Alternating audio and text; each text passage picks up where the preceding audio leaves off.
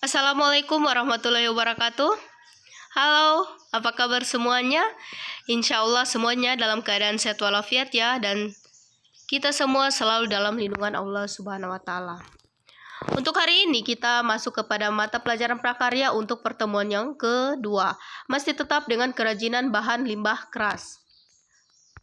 Untuk hari ini, materi yang akan kita pelajari adalah proses produksi kerajinan bahan limbah keras. Setiap daerah memiliki ciri khas kerajinan yang menjadi unggulan daerahnya masing-masing.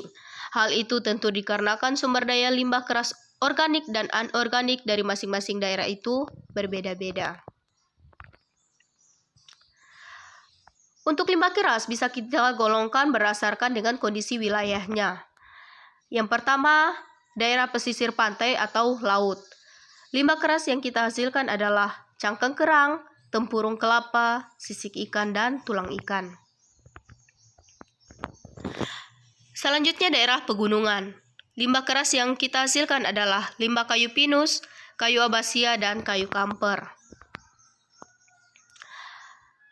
Daerah pertanian, limbah keras yang dihasilkan adalah tulang-tulang hewan ternak, seperti tulang sapi, kerbau, kambing, ayam, serta tulang ikan. Yang berikutnya, daerah perkotaan. Limbah keras yang dihasilkan adalah pecahan kaca, pecahan keramik, potongan logam, aneka plastik bekas perabot. Selanjutnya, proses produksi kerajinan bahan limbah keras organik. Dalam hal ini, yang akan dijelaskan hanya kerajinan limbah cangkang kerang. Untuk selebihnya bisa kalian lihat di buku yang telah saya bagikan kemarin. Sebelum kita mengolah cangkang kerang tersebut yang diambil dari pantai, ada proses-proses yang harus kita lakukan. Yang pertama, cangkang kerang dipilah-pilah sesuai ukuran dan bentuknya.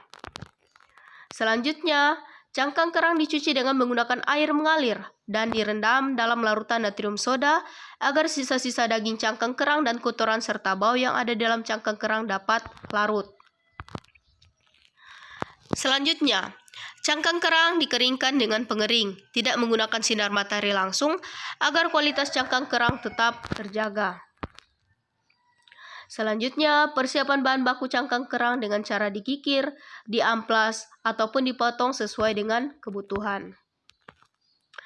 Berikutnya, cangkang kerang siap dibuat produk kerajinan sesuai dengan desain yang telah dibuat. Selanjutnya, bahan pembuatan kerajinan dari cangkang kerang. Otomatis hal yang pertama kita akan siapkan adalah cangkang kerang itu sendiri. Jadi di sini ada kerang darah, kerang hijau, dan kerang lokan. Dan bahan-bahan lain yang digunakan juga ada isi lem tembak kualitas 1, ada perak, ada manik-manik, dan mata-mataan. Selanjutnya alat pembuatan kerajinan cangkang kerang. Di sini ada amplas, kikir, lem tembak, dan gerinda. Produk kerajinan dari limbah cangkang kerang. Di sini ada aneka hiasan ya. Ada tempat tisu, ada gantungan kunci, dan bisa kita buat juga hiasan yang digantungkan di plafon. Berikutnya proses pembuatan kerajinan dari limbah cangkang kerang. Hal ini kerajinan yang akan kita buat adalah gantungan kunci. Jadi, pertama-tama kita pilih cangkang kerang yang akan kita gunakan. Jadi kita siapkan terlebih dahulu kerangnya ya. Selanjutnya kita beri lem untuk merekatkan cangkang kerang. Setelah itu, setelah diberi lem, kita tempelkan cangkang kerang tersebut satu persatu.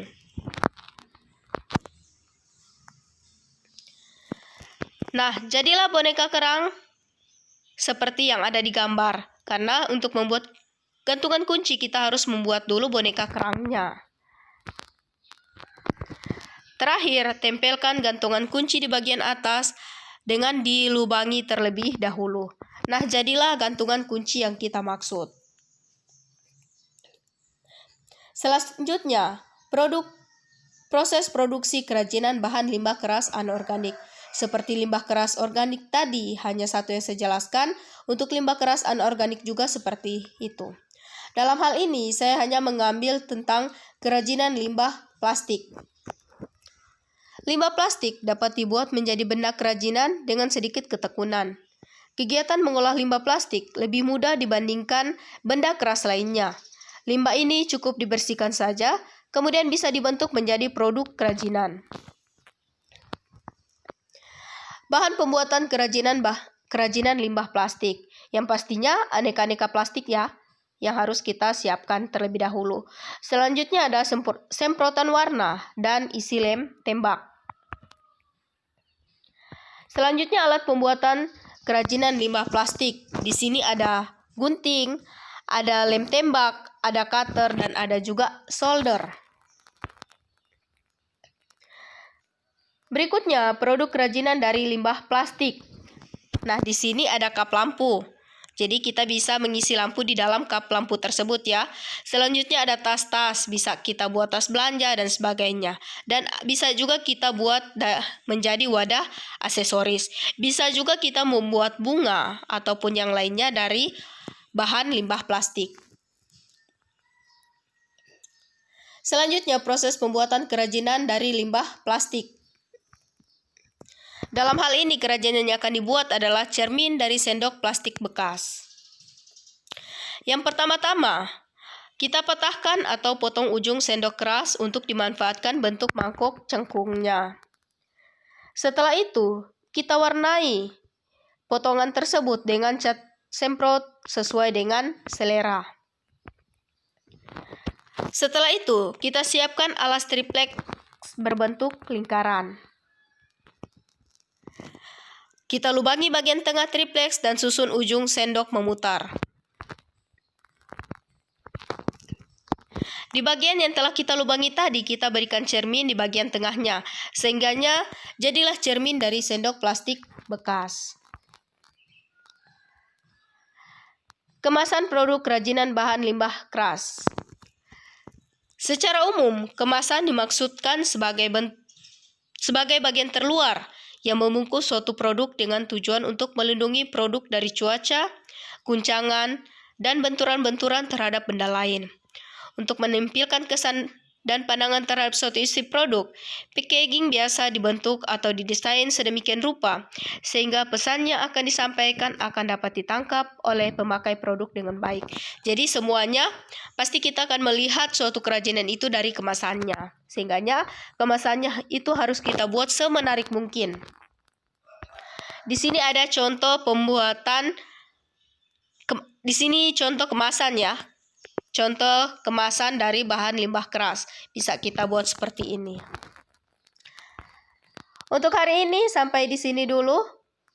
Insya Allah apa yang saya sampaikan bisa bermanfaat untuk kalian semua. Jangan lupa jaga kesehatan, selalu menggunakan masker, mencuci tangan, menjaga jarak, dan tetap semangat untuk belajar. Wassalamualaikum warahmatullahi wabarakatuh.